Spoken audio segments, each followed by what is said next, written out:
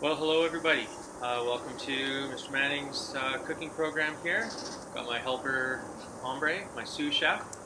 So I've got everything laid out here. If we were actually going on our canoe trip, we would have all of our ingredients, food stored in a food sack inside of the barrel, and then in the barrel we would also have our pots, pans, stove, all cooking equipment, and of course toiletries, so we don't have smelly stuff in the tent. So if we were actually concerned about weight and spoilage here, I'd be taking pretty simple ingredients: butter, dough, bag of dry flour in order to knead the dough, roll it out. These toothpaste tubes filled with a really good tomato paste are awesome. Dehydrated vegetables. Oh, that's a garlic clove. Dehydrated vegetables, and then. But seeing as we're not, I've got some fresh ingredients out there I'm going to use to make my pizza.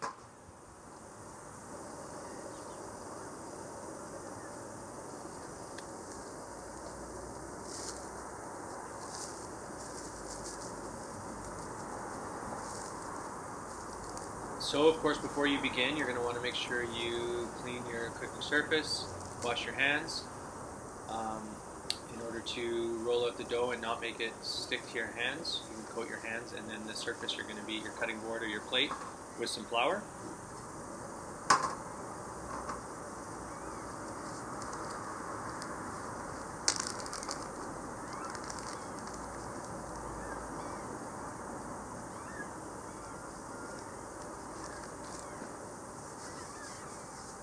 As far as dough goes, you can, there's loads and loads of recipes online, obviously. You can make your own, or you can buy pre-made, or you can even use a pita shell or a pre-made pizza shell if you don't want to have to bother with making your own dough.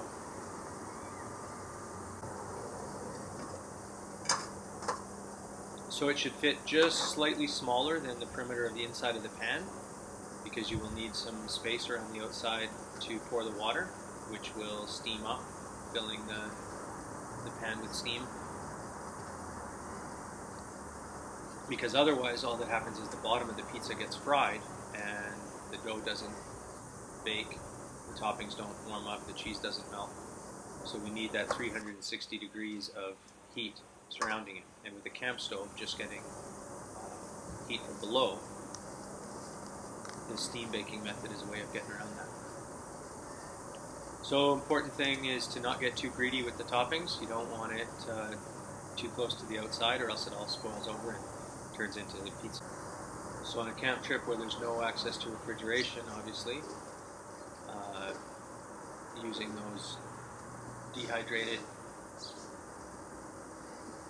ingredients, cured meat so it doesn't spoil. And I often bring a harder cheese than mozzarella because softer cheeses tend to go moldy a lot faster than hard cheeses.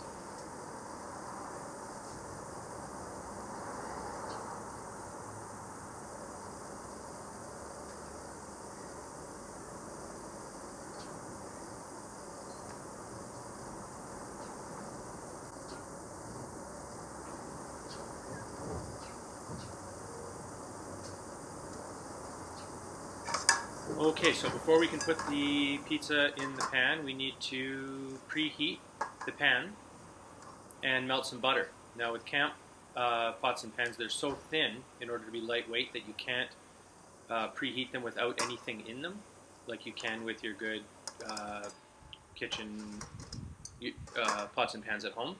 It'll warp the pan. So you have to have some butter in there that needs to be melted so that you're dropping the pizza into hot fat.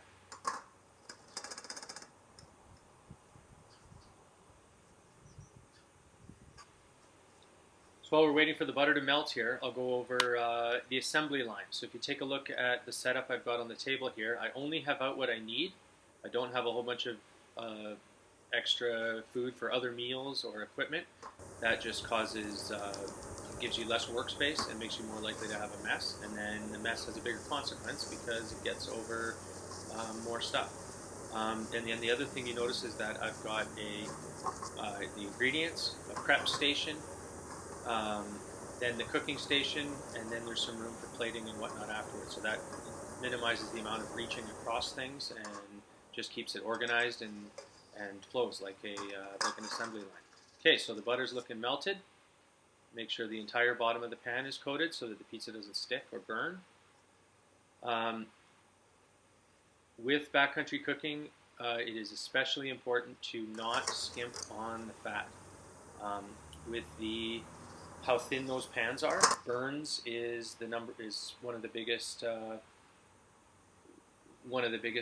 issues people have. So a way to tell if the butter's fat enough is if you drop a couple drops of water in, the water should kind of sputter and dance when it hits the fat. So it wasn't hot enough there. I'm going to give it another minute.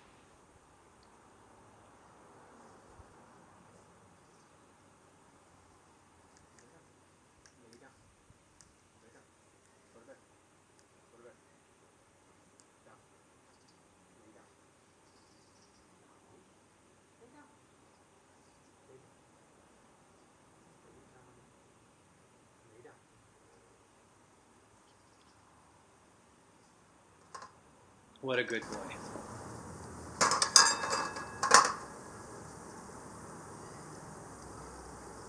Okay, that's looking better.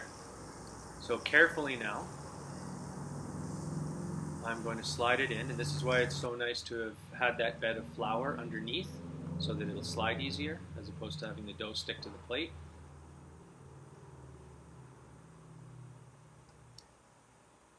Carefully slide it in.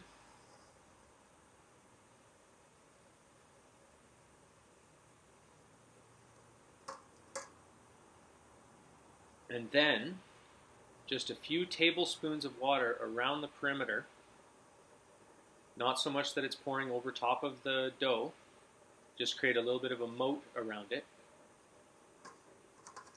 That water should start boiling right away.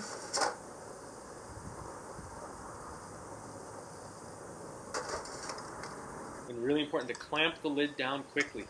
Trap that steam in there. That is what surrounds the whole meal with heat,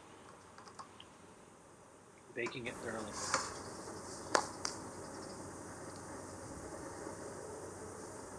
Right away, that lid should start getting hot as the inside fills with steam. Okay, another thing really stress on trips is a safe sitting procedure. So we often are cooking at picnic tables at backcountry sites, and if you have both legs underneath of the table and whatever it is you're cooking tips over, which does happen occasionally, then you're trapped and it all ends up on the lap. So if you see here where I'm sitting kind of side saddle, imagine it was a picnic table bench sitting with your legs off one of the ends, means that in the event of a spill, you're able to get up and away and not be trapped and have a pot of boiling water or something end up on your lap.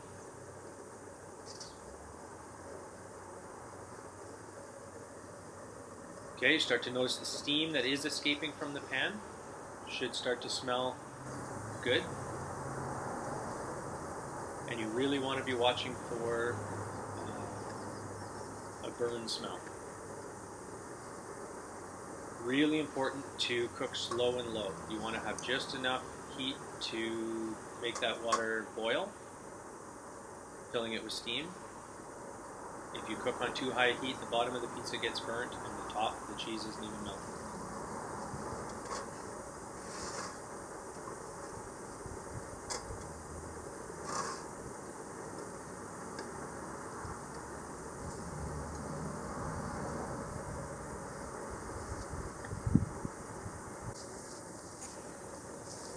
So while I'm waiting for the pizza to bake, I'm going to continue to monitor the smell, making sure that I don't smell any burning. I'm going to start work on my next one. So this is another option that you could be baking. This is a calzone, which is like a pizza pot.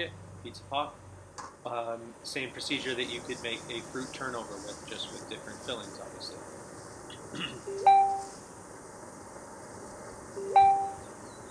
You notice I am not lifting the lid to check on the pizza. The reason for that is that allows all the steam to escape, and for those that have been in outdoor ed before, you know the expression is, if you're looking, you're not cooking. Because as soon as you take that lid off, you really increase the likelihood of the bottom burning and the top not baking.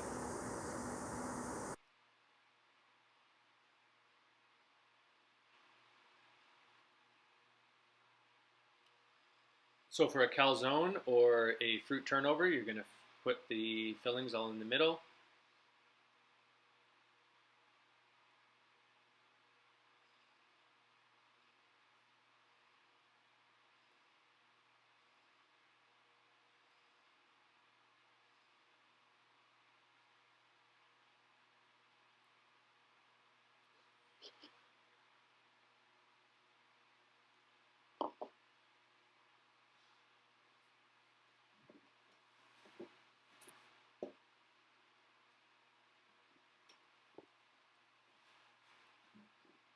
Then it really helps if you moisten the perimeter of the dough, and that's going to allow the dough to adhere to itself and form a sealed pizza pocket as opposed to open up and make a big mess inside the pan. So kind of like an envelope.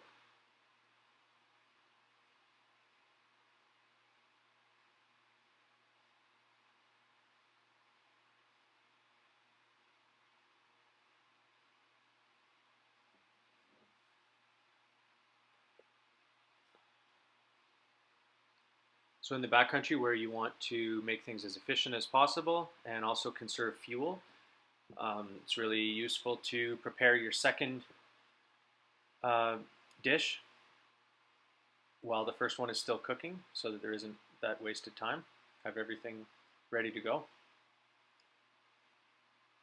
Checking the smell, smelling good. I think I'm going to check it. Look at all that steam escape.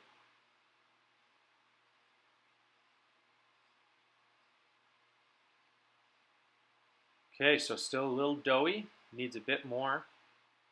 But now that I've lost all that steam, if I just put it right back on the burner, it's going to burn the bottom and not bake the top. So I'm going to get a little bit more fat underneath of the pizza.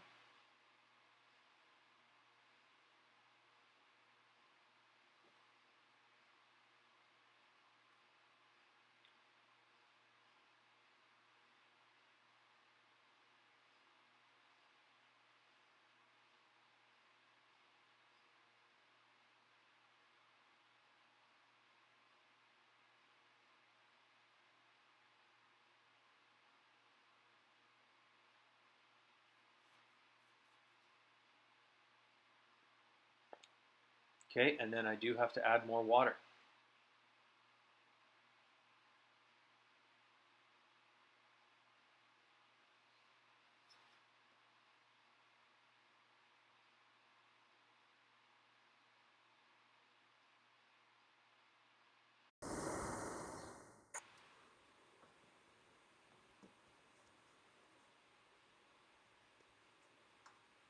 Okay, and it's smelling good.